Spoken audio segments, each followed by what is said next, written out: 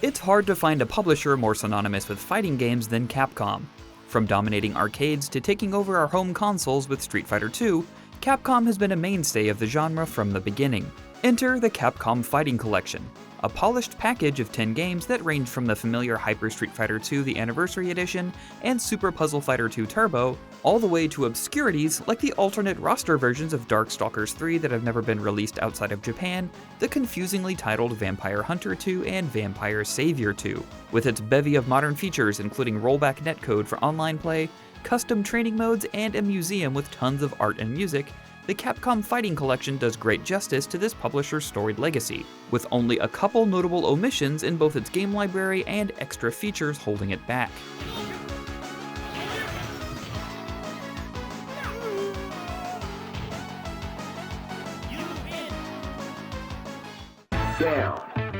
Capcom Fighting Collection. The Capcom Fighting Collection makes a great first impression. The menus are snappy and responsive, there's excellent custom art, and a goofy yet endearing theme song greets you upon booting it up. It's conveniently laid out too. Rather than keeping individual menus locked inside each game, you're able to get right to where you want to go from the game selection screen, whether that's training, arcade mode, or whatever else. Both English and Japanese versions of each game are included, and it's fun to see how games and series try to maintain continuity between countries. I'm currently staring at a list of the Darkstalkers games right now, and I still have trouble keeping all of them straight. I just know that Vampire is probably somewhere in the title. Swapping between games is incredibly quick and easy with minimal loading, at least on PC. You can move between training modes of different games in under 20 seconds. And I mean that as in actually going from playing one game to actually playing the other. You can even choose whether or not you want to skip the boot screen of each game so you can just get into them faster. Those may seem like small things, but collections like this can sometimes be held together with duct tape and a poor UI, so it's comforting to see that there are some thoughtful choices here that make the Capcom Fighting Collection a smooth experience to navigate.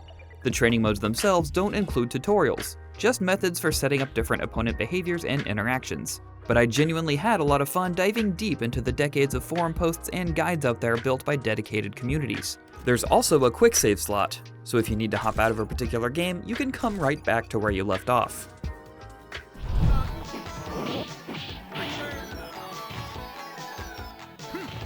Of course, there's no point in having great wrapping paper if all you're getting is a lump of coal. So let's take a look at what's included. The 1991 classic Street Fighter II is a known quantity to most at this point, and the version in this collection is a small collection of its own, in the form of the Anniversary Edition of Hyper Fighting previously released in 2004. From the character select menu, you can choose the game speed and which version of Street Fighter II's roster you want to use, from the base game all the way up to Super Turbo. But that doesn't limit which roster you can play against in multiplayer. So your dream of pitting your vanilla Street Fighter II Zangief against your friend's Super Turbo Sagat can finally be realized. Like Super Turbo, Akuma is also included as a secret character.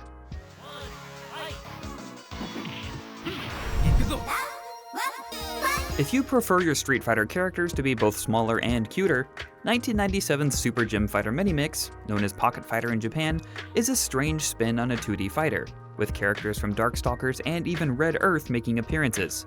It's not the deepest competitive experience, but there's still lots of silly fun to be had, including auto combos that transform your character and collectible gems and items that can be used during combat. An anomaly on this list, as it's not an actual fighter, 1996's Super Puzzle Fighter II Turbo is still one of the best competitive puzzle games out there, and the art, animation, and gameplay remain top-notch in this collection. True to the original, getting a boatload of gems dropped on your face is just as frustrating as ever. Cyberbots Fullmetal Madness is a mech-battling 2D fighter from 1995, and Red Earth is a fantasy-based boss rush RPG light with a roster of only 4 playable characters that first came out in 1996. Since they never got much play outside of Japan, I had little to no experience with these games prior to this collection, with my sole exposure to Cyberbots being the inclusion of Jin in the Marvel vs. Capcom series.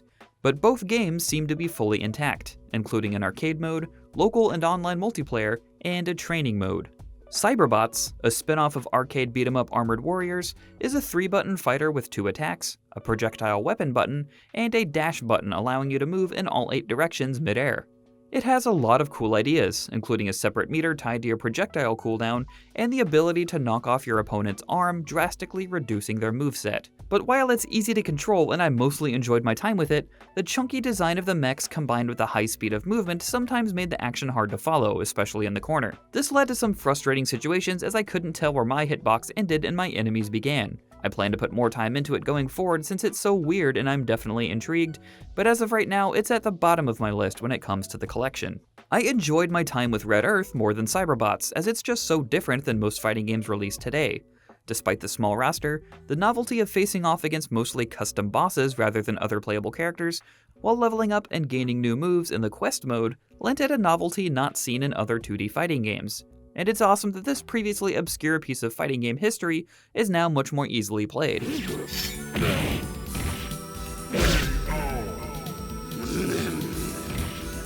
The rest of the list is all Darkstalkers games, with both the English and Japanese releases of 1, 2, and 3 included, as well as the aforementioned alternate roster versions of 3. I'd imagine that this is going to be where many classic fighting game fans are going to be spending their time, as the Darkstalkers community has been singing the franchise's praises and asking for Capcom to give it more attention ever since the release of Darkstalkers Resurrection in 2013 on Xbox 360 and PS3. Being relatively ignorant of Darkstalkers in the past, I enjoyed searching through old forums and guides to learn tricks for optimal movement, block strings, and combos, and why Sasquatch should have been the Darkstalkers mascot over Morrigan this whole time. Sasquatch for life.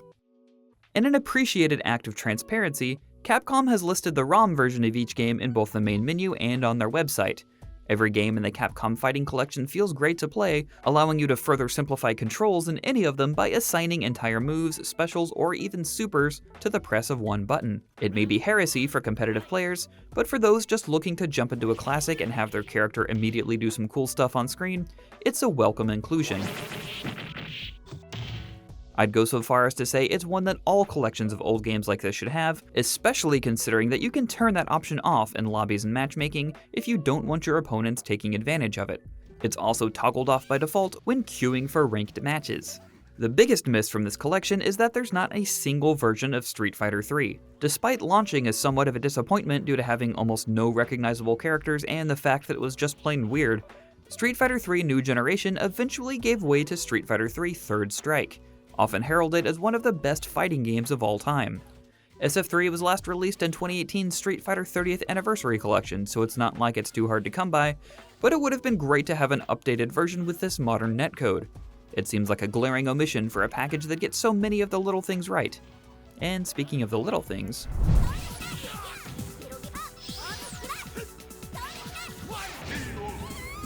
baked into the pause menu of each game are 7 different filter options, ranging from simulated scan lines to smoothed out pixels. I can't say I've ever been a fan of simulating a CRT on a modern screen because the clarity just can't keep up on current displays, but I did find myself liking how some of them looked here, especially while playing Vampire Savior. There are also multiple options for custom frames to fill out the sides of your screen, and several different aspect ratios to choose from. You'll also find the Fighting Challenges menu, which has in-game achievements you can unlock. Some of these are rote and simple, like finish Game X's arcade mode, but others are more fun and specific, such as KOing opponents with particular moves, or collecting specific items while playing Gem Fighter. It's a fun extra that can squeeze some more life out of every game you might not have played otherwise. And finally, we have the museum. Capcom promised over 500 pieces of art in its announcement trailer, and it has delivered on that promise. Some games have a thinner offering than others, like Street Fighter 2 only having 3 entries, but many have a ton of concept art, developer notes, and old pieces of fighting game history to go through. It was a true joy to thumb through all of these and live in a simpler time, where you'd hang out in an arcade with friends while secondhand smoke slowly choked the life out of you. I'd scroll through much more of these if I could, but Capcom requested that we only show up to 5 of them, so we don't spoil the surprise. There are also full soundtracks for each of the games included, but you can't keep them playing over the menu. They cut off as soon as you leave the track screen. It's a bit pie in the sky, but it would have been nice to keep your music of choice going while you perused the awesome museum pieces. You can stay in the top level music menu and shuffle music from every game at once, however, so that's a nice inclusion.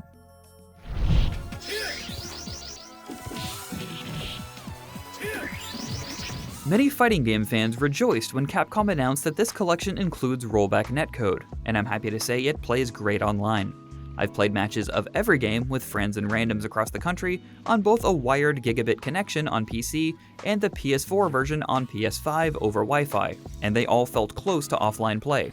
You can even set a small input delay in the offline modes of each game to better simulate the online experience for when you switch between the two, and getting in and out of custom lobby matches is a breeze. One early positive about the matchmaking is that you can select any game you want to queue for at the same time. This collection is already splitting the player base up to a dozen or so times. Not being able to find a random match in the specific game you want to play is a very real possibility after launch, so it's great to have that option.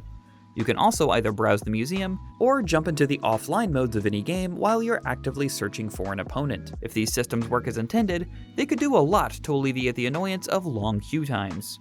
And they probably will be long, unfortunately, because the Capcom Fighting Collection doesn't include cross-play between platforms. A well-populated player base for matchmaking was already going to be difficult, so splitting that again among the various console and PC ports doesn't bode well for the long-term pool of players. This is hopefully something that Capcom can add in later down the road, but for now it's a huge downside to the health of the game's player base.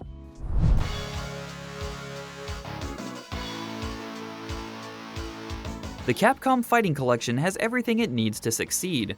A collection of great games alongside some rarities, an impressive museum filled with interesting art and music, and a snappy UI linking everything together.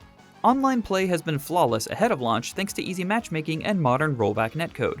It's a bummer that there's no cross-platform play, and Street Fighter III is conspicuously absent. But other than that, Capcom truly has a collection worth collecting on its hands. For more, check out one round from every game in the collection. And for everything else, you're already in the right place. IGN.